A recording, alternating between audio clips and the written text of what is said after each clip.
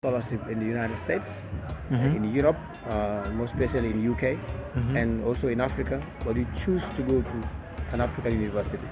We would want to know why, the reason why you make that choice. Because most people like me and others would have chosen America or Europe. So what made you choose Africa?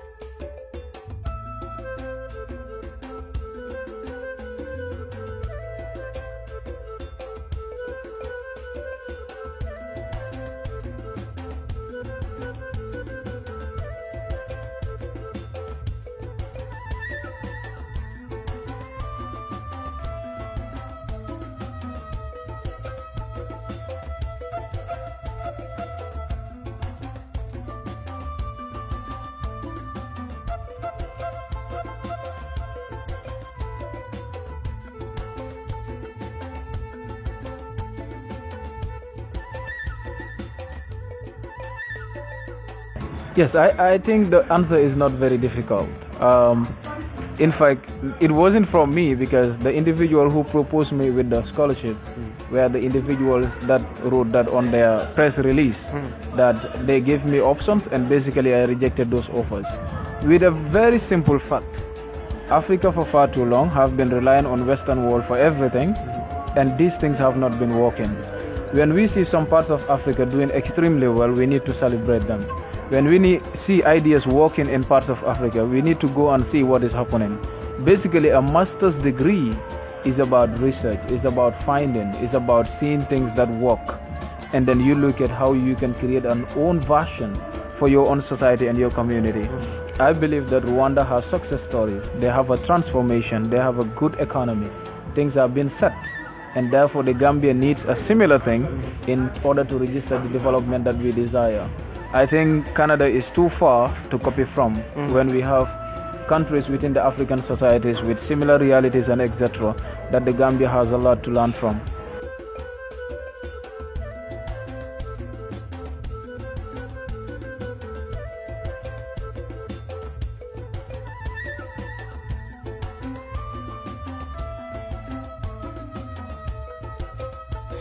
Last year, your video trend online, but I no feel cash you that time. They give you scholarship and you say you are not going. So you don't want to go Canada for school. Why? Well, education is about trust. Education is about the environment. It's about how you can use what you get about knowledge of your own society and how you can change it.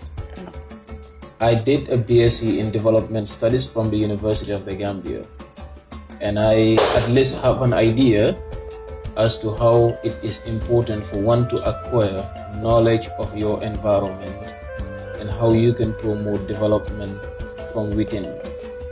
So I knew that I have a country that I use as a reference point, which is Rwanda, and I wanted to learn about the Rwandan development model.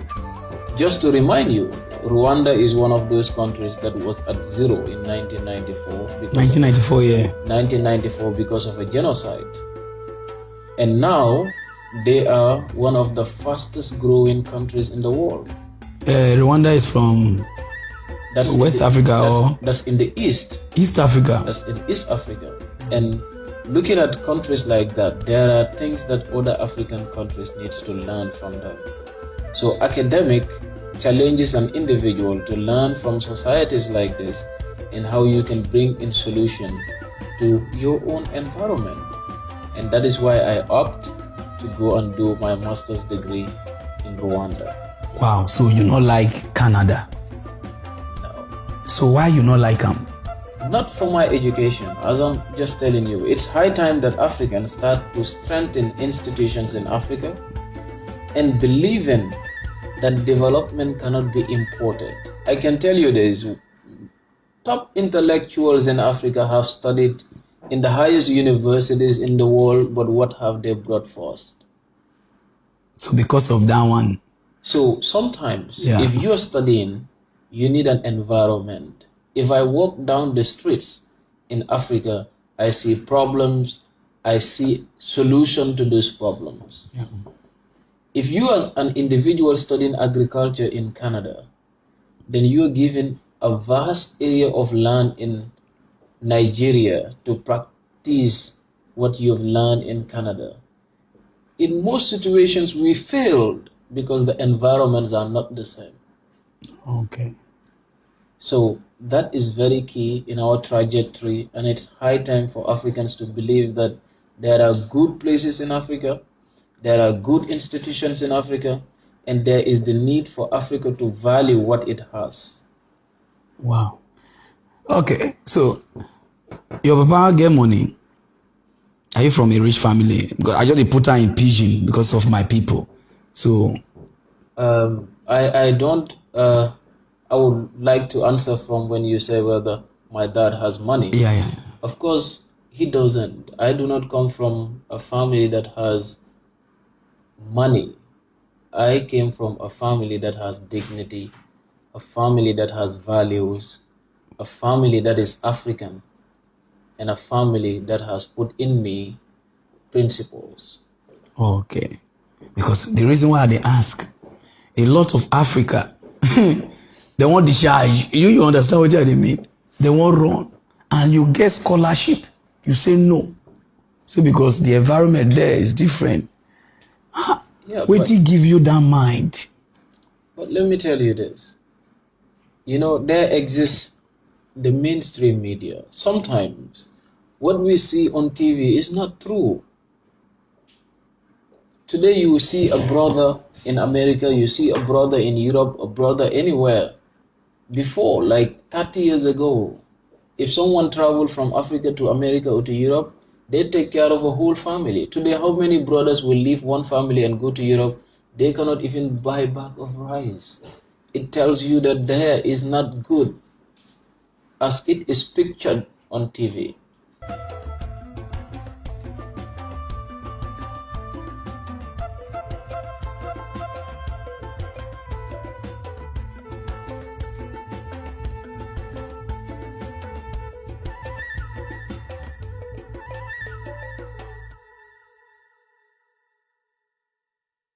And that is the most unique thing that we have as Gambians. Like, we interact with one another, we live with one another. It doesn't matter how big the family is. We share everything, no matter how little it is. And people are content with that. That even if things are going hard, you can still observe smiling faces under each and every person that you meet along the street. So that is a plus for everybody in the Gambia. And that is why I'm a proud Gambian and a proud African, and I believe I can make it, and I'm going nowhere but in the Gambia. Nobody is going to do it for us. That's right. If we are all running away, you know, when are we going to make it? We have to stay in Africa, develop in Africa, and then show to the world that Africa have a better image than the one they portray in the West. I think this is what we all need to do as Africans, and then we promote that as Pan-Africans and also as Gambians. Excellent. I couldn't have said it better myself, actually. You know, I propose that you come and do some shows with me. This brother's got it going on.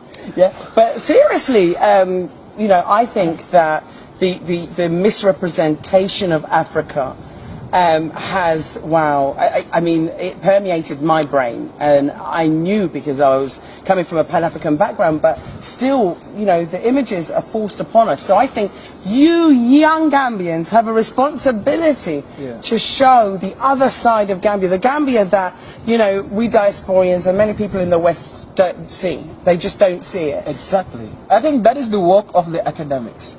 That is the work that we need to do as young scholars. For far too long, people have been portraying Africa negatively to the outside world. And we know that that was done by individuals whose sole aim was to dominate Africa, to exploit Africa's resources, and then to continue to colonize us politically. Now, our role as academics, as young scholars, is how do we make sure that this picture is changed from the literature itself, going back to rewrite the books, to rewrite the history of Africa, and then to show to the world that we have a better image that the world is actually seeing as of today. And then you also come to realize that we need to invest in Africa, because foreign investment always leads to capital flies and etc. Because people who come in and invest, at the end they can take all the resources, and then you come to realize that it becomes another challenge for us. But when Africans invest, the money stays in Africa, which is a plus. it can enhance, it can help when it comes to employment, when it comes to, you know, coming up with all the facilities and then enhancing the development that we own, that we all desire as Africans and etc. I think that is what we need to do as we speak, and that is what we all Africans need to be thinking into that particular line, like trying to see how we can repent that particular picture shown by the outsiders about Africa, because they, in fact, let me tell you, there was this quotation that I read. It was actually done by a British parliamentarian, Lord Macaulay, in 1835. He speaks about Africa, and then he said, in order for the West to dominate Africa, they need to overthrow our very backbone, and that is our education system. When we believe that everything that is Western is correct, then they can dominate us forever. Exactly. And that is 1835. They've been working on those bases. So today it is high time, because we know the realities. Let us try to rewrite the history. Let us try to work again and attract investment in Africa by Africans.